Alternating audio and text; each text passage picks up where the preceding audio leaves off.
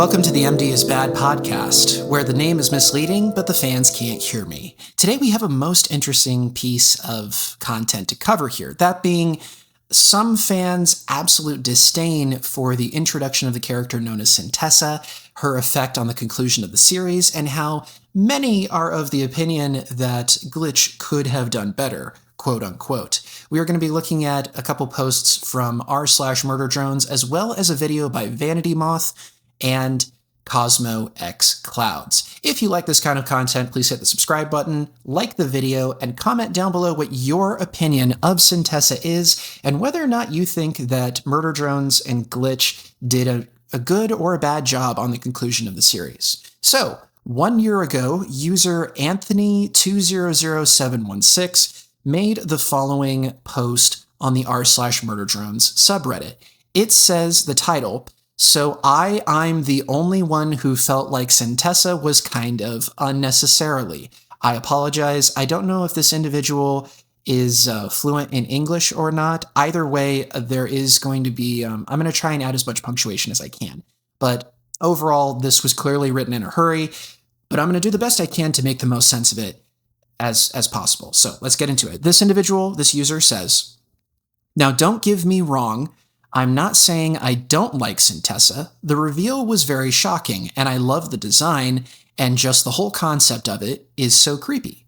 But a part of also feels like it wasted what we could have had with the actual Tessa. And while the reveal was cool and surprising, I also feel like it would have been more impactful and hit even harder if we got to spend more time with past Tessa rather than just one episode, so that when it is revealed that she was actually dead the whole time, it would have had more impacted. Plus, like, was there a reason to reveal that Tess, with 3 S's, was dead? Like, what did her death, actually do for the story? To show us the solver is evil? Well, we kind of already knew was from the whole destroying planets thing.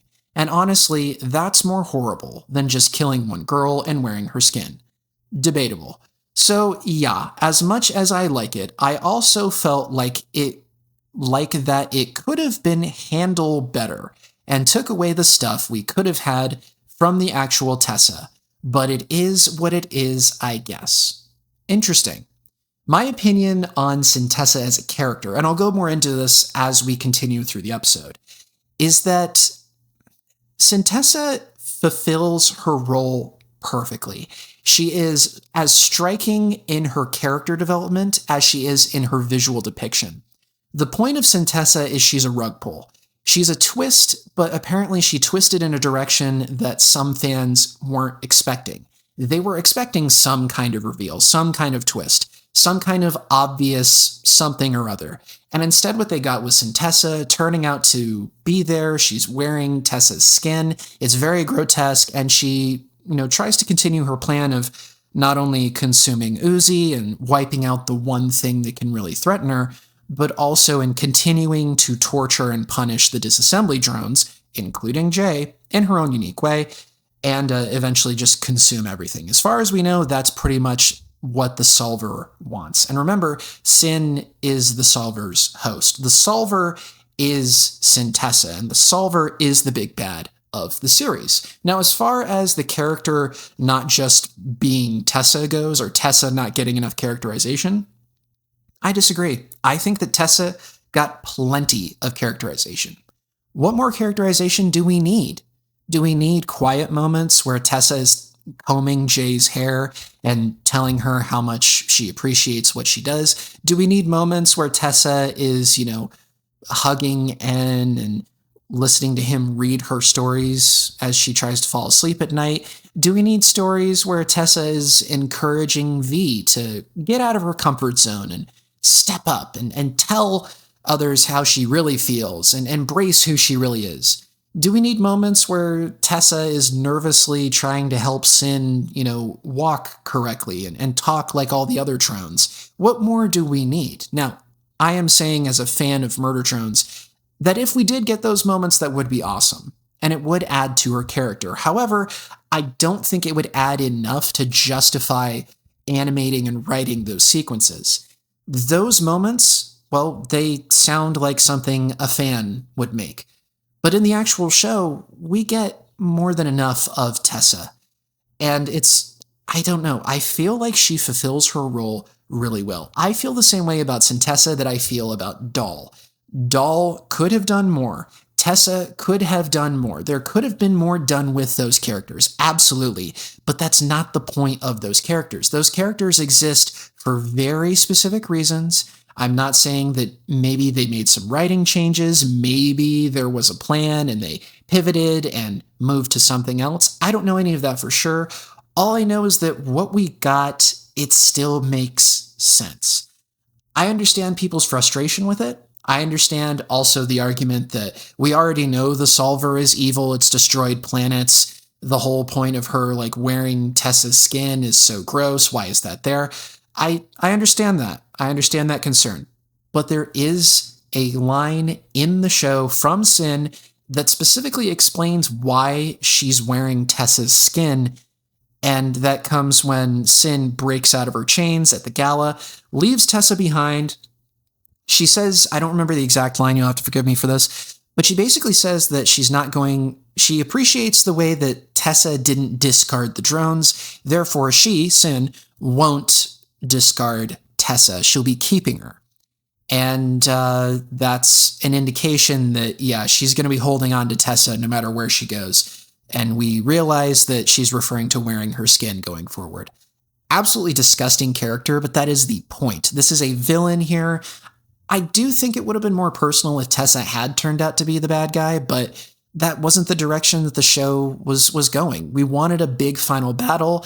As cool as Tessa is, I don't think the final battle would have been anywhere near as interesting as it turned out to be if it had just been a human trying to fight off a bunch of drones. Drones which, by the way, can fly at supersonic speeds and create a whole host of weapons out of their arms and shoot lasers and all this other stuff. I think Cyntessa was the right choice. And it fits within the context of the show. Again, I understand wanting a different twist, but the twist we got still makes sense. Anyway, thank you to Anthony and a bunch of numbers for your post. The next post here comes from user few-mistake-1444. Unpopular opinions in murder drones. Warning, not suitable for V's fans and J's haters. Don't read it if you don't want it to hurt your feelings. All right, I'll be the judge of that. This is a bit of a longer post, but again, please stay with me on this. There's a lot to go over here. Okay, so there isn't any easy way to say this, so I'm just going to say it. I like J more than V, and there are many reasons. J. She's known as an arrogant and prideful leader of the squad in Copper 9. She's being hated by many viewers and fans for being mean to N. But she's fine in my view, and here's why. J is a leader and a job freak, and as a leader, she often insults and punishes the drones who perform terribly in working, and N is one of them. In my opinion, that's totally normal because as a job addict and a captain, she always wants her people to get the job done effectively. N always tries his best, but that's not enough. She's mean to N for many reasons, but she's kind to him for reasons as well. J genuinely congratulated N for his efforts and also rewarded him a JC Jensen branded pen, a prideful reward only for effective drones because he destroyed the door which keeps MDs away from WDs. She used the virus chip on N because rebels are dangerous threats. She also respects V, a worthy drone. She loves Tessa very much. Tessa is the person who brought her into her house, fixed her, gave her human hair, and treated her like a human, and those things make Jay forget that she's an emotionless walking scrap. Metal scrap. Harsh. And the way she treats Tessa makes me think Jay would die for Tessa if necessary. She's not really a bad guy after all. V. This is probably one of the most loved character in the show, but she's somewhat more annoying than Jay from my point. V sacrificed herself to protect her allies, especially N and Uzi, and that emotionally damaged me a lot, but I still cannot forget what she has done. I know that she has been trying to protect N the whole time. That's actually a good thing, but her behavior kinda sucks. Uzi once said, ew, you're mean. And that's somewhat true. She's the Terminator of her squad. She also cares for her teammates, so I would feel safe going on missions with her. But she's rudely annoying. She clearly has some romantic feelings with N. She tried to hear what N said, despite being unable to move in their home in the past. Then she repeated N's words about golden retrievers that he read to her earlier, and this has shown that she does care about him. But she's changed almost completely, and now she's not as sweet as her past self anymore. Conclusion: V is still one of my favorite characters, but I just don't like her as much as J. If J is 10 out of 10, then V will be like 9.5 out of 10. And please remember, I am just a random fan. There are tons of viewers out there who have different opinions, so don't feel bad if we don't have the same thoughts. Feel free to comment. Well, user few mistakes 1444, I don't think you have that radical of a take on things. I think there are plenty of people who really like J, maybe even more than they like V. The nice thing about Murder Drones is there are plenty of reasons to like all of the characters. From the teacher character all the way up to Uzi herself, there's a lot of variety, even maybe not necessarily in how the characters look. There's a lot of consistency there. The show does an excellent job of that, even with the human characters. It's the same style across the board, but as far as their personalities go and how they interact with each other, it's a sign of good writing where there's debates like this across the internet. This fan is better than this fan because of X, Y, and Z. And as far as J being a better character than V, I see where this user is coming from. I agree. J does an excellent job of being the bossy, corporate, jargon-spewing character. But she also does a pretty good job of being the brainwashed, half-wit thug. I don't know how else to describe her. She fulfills her role very well. I do agree that she is close to Tessa, arguably closer than any of the other drones as far as we can tell. Maybe the upcoming graphic novel will shed some more light on that, maybe it won't. Either way, J is a special case. However, and this is something that I don't hear discussed anywhere else, you have to bear in mind that J witnessed sin. It's implied heavily. We don't see it on screen, but it is heavily implied. J took part in the gala slaughter at the Elliott's house. She also, after seeing Sin kill and then turn Tessa into a skin suit, J, willingly went along with Sin. Someone who, to that point, J very clearly doesn't like. J does not show any kind of favoritism to Sin whatsoever. In fact, she's very dismissive of her. She doesn't really like her at all, especially from their first interaction. She says something to the effect of, "Not another one." Very clearly not open to Sin in any kind of position. But as soon as Sin puts on the suit, so to speak, you can pardon my language there, J just falls in line. So was J really that loyal to Tessa? Did she really care that much? Or was she just looking for someone strong to follow? Was she just looking for a leader? Unfortunately, the evidence from the show points to the latter. J may have been loyal to Tessa at one point, but by the end of the show, she is very clearly loyal to Sin. Maybe she can't see past the skin. Maybe she still hopes that Tessa's in there somewhere. That's all speculation. None of it's confirmed. J is a half-wit. Well, maybe not a half-wit, but she is a thug. Her entire role is to be the bad guy's punching bag, to be the Team Rocket of the series, so to speak. Maybe not as likable as Team Rocket, but you get what I'm going for here. V, on the other hand, I would argue V has much more depth as a character than J does. And this is coming from someone who is propping up J in Murder Drones Season 2, which you can see here on this YouTube channel. Please check that out once you're done with this episode. Episode 6 is coming out soon.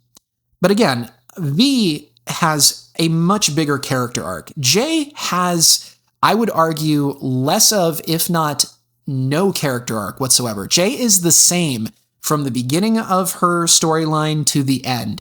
She acts the same way. She treats the characters the same way. She does not change whatsoever. There's no development necessarily because that's not her role. Her role is to be the bruiser, to be the character that does whatever the boss says to do. And she fulfills that role very well. V, on the other hand, V has a complete character development arc. From the very beginning, she's timid, she's shy, she keeps her glasses on. Then she becomes a murder drone. She has pity on N. She still has feelings for him. We're not exactly sure if it's romantic. It's implied that it is. I don't personally feel that it is, though. I feel like it's more of just like a... I mean, N has a crush on V. He says that. But as far as V goes, it seems more like a sibling kind of thing. Like she's just taking care of N because N means a lot to her. N is nostalgic to V. He's an object to be taken care of. Of course, that changes as the show goes on. By the end of the show, V is like all in on being the character's, well, just being a big sister, basically. She's there to fight. She's going to fight for who she cares about. She trusts Uzi. She definitely trusts N. And above all else, she hates narcs. And no one's a bigger narc than J and her boss, Cyntessa. Those are just my opinions on things. I do think the writing lays it out very well. And I appreciate this person's opinion. Well done. A few mistakes, 1444. I think you worded your opinion very, very well. Now, that being said, let's move back to Cyntessa and specifically the end of the series. And let's talk about Vanity Moth's video. So I do want to give them the benefit of the doubt here. So in the description of this video, by the way, from Vanity Moth, the last Murder Drones episode is a disappointing disgrace. The description reads, "You thought I was negative before? No. This is what a real negative review looks like." So for anyone who hasn't seen this video, I highly encourage you go and watch it for yourself. It's great to see the opinions of other people here. So what Vanity Moth covers, without just, going over the entire video and reciting it word for word, Vanity Moth basically talks about how the show was clearly going in other directions. A lot of the same opinions as the first Reddit user we covered, Anthony. Vanity Moth was under the impression we were going in a different direction, that the characters were going to act differently, and that the twist was going to be something else. Everything seemed to point in the direction, or as I like to put it, in the trap that Glitch was setting up. But instead, we have the rug pull. Cyn is still alive, she's wearing Tessa's skin, and she's here in person to finish the job. She's gotten rid of the list of, by the time episode 8 comes around, the list of other potential solver accessible drones has been eradicated.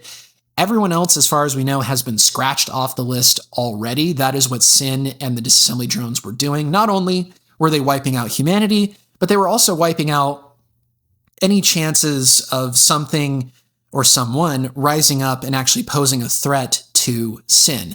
Cyn does not need any rivals.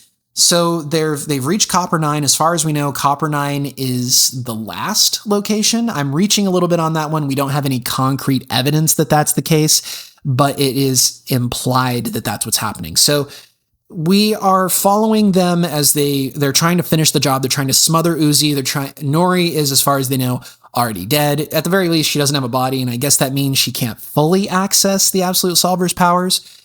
But the twist is that Cyntessa is there, and she's there to wipe them all out. And there's this big battle sequence and a lot of jokes. And the series ends when Uzi, in an act of final struggle, consumes the part of Cyntessa's core that the solver is bound to. And that's that. Without that, Cyn can't keep her body together. She crumbles and melts away with only her bones being left as they melt through the floor and fall to the core. All of the solver's powers fade with her, or at least almost all of them. We still see the tendrils at the end of the show that are, crawling around the ducks and whatnot. No idea what those are. Maybe if you watch Murder Drone Season 2, you'll know. But yeah, Sin is defeated. Jay is thrown down a hole after getting her ponytail blasted off by the railgun because, man, she just cannot dodge that thing. And that's pretty much the end. There's a happily ever after for all the characters. We see that in the post-credit scene through some very cute moments. And yeah, Uzi and N and V and Thad and Lizzie and V's new pet, which the fans have dubbed Flash, the corrupted Sentinel, and not to mention Khan and Nori get back together, I guess, even though Nori is just a crab core. That's the conclusion of the series. And Vanity Moth basically breaks everything down. How it's obvious that they were going in a different direction, and this must mean that there were changes in the writing room, and the show has suffered for it. As Vanity Moth puts it, it is a disappointing disgrace. Now, I disagree with this for a number of reasons. The biggest being, I think the show does a most excellent job. I'm not saying that there weren't changes made in the writing room. I'm sure that there were. That's just how writing works. Even if you have a perfect idea laid out in your head, by the time you put it on a page, well, let me put it to you this way. If you've ever drawn an image before, has it ever looked exactly like what you had in your head? Chances are it hasn't. Maybe it has once or twice. But generally speaking, when you go on a creative endeavor, there are elements of the creative thing you're doing that seem to manifest in the act of creating it. I don't know if that's the best way to put it. It's probably not the most elegant way to phrase that. But when it comes to writing, the same principle is there. Even if you have a great idea in mind, even if you have a roadmap, a timeline, whatever it might be, when you sit down to actually write things, sometimes things change. And if you're working with different writers, if it's not just you, then yeah, even if you have an idea, it doesn't mean that's going to be the final, the final choice, so to speak. So I disagree with Vanity Moth on it looks like the show was going in a different direction. It seems, with hindsight being 2020, that the show was laid out from the start. They had a very clear mission in mind. They knew how the end was going to look. And this is what we got, is what they were planning on doing for the most part. There were changes made, obviously, but not to the point where it harms the show.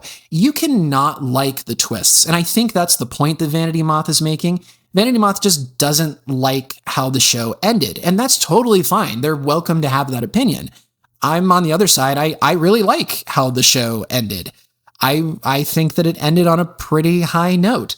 But as far as thinking that it's a disgrace that murder drones shouldn't be watched or consumed in any capacity, and Vanity Moth isn't saying that necessarily. Vanity Moth isn't saying that you should warn people against watching murder drones. That is not at all what is said in their video. Instead, Vanity Moth is just saying that it could have been better. Things could have been better. There could have been better twists. It could have gone in a different direction. And I agree for the most part. I don't think that Cyntessa, and this is something Vanity Moth talks about, I don't think Cyntessa, the character, is the root of all these problems. I think if you look at other works by Liam Vickers, he has a very distinct look for his characters, and it's pretty obvious that there was going to be a character that looked the way Cyntessa does. I mean, Internessian Cube, I never say that right. Internessian Cube, however you say that. His previous series, of which I think we only got 2 episodes, or maybe just a pilot, I don't know. It's pretty obvious what Liam Vickers leans towards and his character design process. And when you have a character design, you have to justify why they look like that. In most cases, especially for your big bad guy. It's the concept of your villain has a sword, why? That has to be, covered at some point in the story. If you just have a character that looks cool for the sake of looking cool, yeah, I mean, that can exist. But generally speaking, you should justify from a writing standpoint why characters are the way they are. And it seems like a lot of fans, Vanity Moth included, don't quite understand why that is, why Cyntessa looks the way she does, why it couldn't have been just regular Tessa, why V had to come back. That's another point of contention. V should have stayed dead. I hear that a lot. It should have been a heroic sacrifice, and that should have been it, but the show just couldn't commit, so V made a sudden comeback. And that's further evidence that the show they changed a bunch of things at the last possible second. Guys, I think we're looking at Murder Drones through the same lens that we may look at like a Marvel production. If you guys don't know, especially the latest Marvel movies, there is a serious problem in Hollywood where they'll have a script and then they'll just throw it all out and reshoot a bunch of stuff based on audience scores and critical, screenings and stuff like that. And that is a horrible way to make anything. It's a major waste of money. And, projects suffer because of it. Look at, if you don't know, probably the worst example would be Eternals. Eternals was pretty bad. And so was Ant-Man Quantumania. There were a couple of others. I don't even... what was the one with Captain Marvel? Like all the different Captain Marvels. I forget what that... Was it called The Marvels? That was probably the worst example of rewrites. That happens a lot in the industry.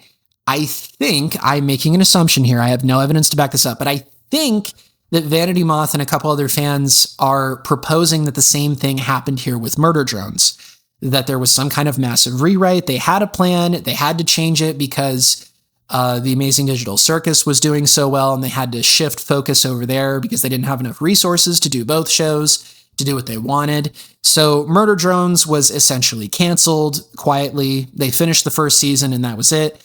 And now they're focusing on the Amazing Digital Circus, Gaslight District, and later Knights of Guinevere. That is an interesting theory. I don't think it's true. I think the plan from the very beginning was to have one season of Murder Drones, see how it went, and use it to move on to bigger and better things. I don't think that the Amazing Digital Circus is the reason that Murder Drones ended the way it did. I don't think the ending is bad. I think it's pretty good. All the characters get their comeuppances. There's a beginning, middle, and end. And I just don't think that Cyntessa is the main reason. I don't think Cyntessa should be a point of conflict at all at this point. I think the character's pretty fun. I think it's written pretty well and very, very creepy design. And the final battle is great, honestly. I like how you get to see all of the characters' powers. There's a spooky moment where Uzi and N are hiding and Sin is like hunting them down. Sin uses projections to try and trick V. It's great. There's characters getting ripped apart. Everything in the show, the series finale does what a series finale should do. It brings everything full circle. All of the characters come to a single point. Everything is figured out and executed pretty well. And I would say it's a great example of how to end a show. But that's just my opinion on Vanity Moth's video. Great video. You should absolutely check it out. That's Vanity Moth on YouTube. Now, the final video I wanted to cover here is from Cosmo X Clouds. Cosmo X Clouds' video is titled, "The Murder Drones Finale Could Have Been Better. Murder Drones Episode 8, Absolute End Review." Guys, I don't hate this episode like I used to. I like it now, I swear. Anyway, enjoy me pointing out useless details due to an ADHD mindset and then talking about merch and the characters in the episode. I do not own Murder Drones. All rights go to Liam Vickers and Glitch. And then very nicely, they have a link to Murder Drones Episode 8. So, I think that this video is really well done. And Cosmo has a lot of the same gripes that Vanity Moth has, that Anthony has, and that other people have about Murder Drones. That being that the show could have been better. The twist with V being still alive and now having a pet sentinel is pretty funny, and it's obviously played for laughs. It's yet another twist that maybe fans of traditional media, and when I say traditional media, I mean like stuff that we grew up watching, like your Disney movies, your Shreks, all the stuff like that. There's a very clear formula for a kid's animated movie. And I think I'm making a huge assumption here. I assume that a lot of people were expecting a similar formula. But that's just not how Glitch and Liam Vickers work. That's not how the writing team for Murder Drones does things. They had their own vision in mind, and they had things they wanted to cover. And it's pretty obvious that the way Cyntessa shaped up, the way the final battle looked, It wasn't what a lot of people were expecting. And I appreciate people's point of view here. The main thing I wanted to talk about with Cosmo's video is Cosmo brings up the moment when, well, Jay is kind of just thrown aside, and how Jay doesn't really seem to have a character arc. And it's kind of strange. I understand that point of view. I've already talked about Jay extensively. I think Jay fulfills her character role well, but as far as her position in the final episode goes, when she's squaring up against V, I think that is the best moment in episode 8. When Jay squares off against V, we get to see both sides of the same coin. We see how dismissive Jay is of V. V's had a full character arc at this point. She's changed. She doesn't like what's happened. She's willing to put her life on the line for her friends, for those she trusts. And Jay is just completely dismissive. She takes one look at what V has become, and she says that infamous line, "I never needed any of you." And that's it. That is who Jay is. Jay refuses to change. Jay refuses to have a character arc. And she's punished for it. She tries to join the final battle, she gets her ponytail blown off, and then she gets thrown down a hole. And the last we see of her, she's fixing up the ship so that she can fly away and hopefully never have to deal with the characters again, because she's lost. She put her trust in the wrong place. V, meanwhile, V went against the grain. She overcame her fear as much as she could have. Thanks to her friends, mind you. She overcame her fear. She squared off against all that she feared, and she stood with those that she loved and cared about most. And that's beautiful to me. The final battle between Cyntessa and everybody is great as well. And I think, again, it has incredible moments, and it brings everything full circle. But for me, the most important part of Murder Drones Episode 8 is that final battle where we find out exactly who Jay is, and we find out exactly who V chooses to be.